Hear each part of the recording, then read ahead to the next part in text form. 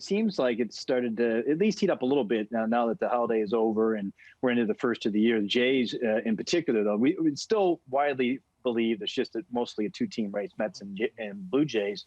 But the Jays, according to what I was able to find out, have made an aggressive offer today. It's rumored to be in the 5-year range. Not sure exactly the number, but it's well below the $150 million mark, which is what a lot of the industry feels like. And I feel like he's going to get close to that 140, 150. I think the camp may even think north of that. But, in terms of the Blue Jays, they have been aggressive on a lot of fronts, not just on Springer, but they met with Trevor Bauer over the holidays, right on New Year's Eve.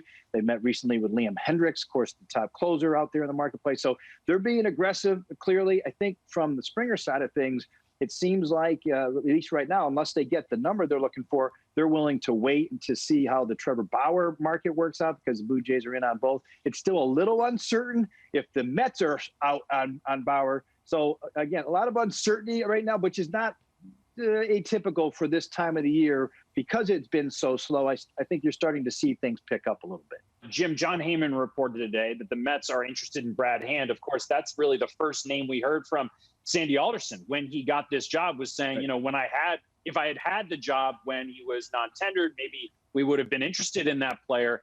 Where do you see things between Brad Hand and the Mets right now? Well, I was able to confirm, obviously, what John had reported, certainly. And I think with Hand, as you mentioned, Sandy Alderson had talked about him as one of he could have been the first acquisition back when they first took over the reins. But it's not surprising. And I would look at him as an upgrade on Justin Wilson, not just to get lefties out. As we know, Wilson got lefties and righties out. Hand is an accomplished closer, back-end reliever who can pitch in the 7th, 8th, 9th inning. He gives you a lot of flexibility. So I'm not surprised to see that. I would love to see that the Mets add a left-hander, a significant left-hander like Hand to the bullpen. I think he fits even better than Hendricks and Kirby Yates, some of the more accomplished ones. So, I think that, the number was $10 million, I think, that they turned down. I wouldn't be surprised if it's close to that number on a multi-year basis.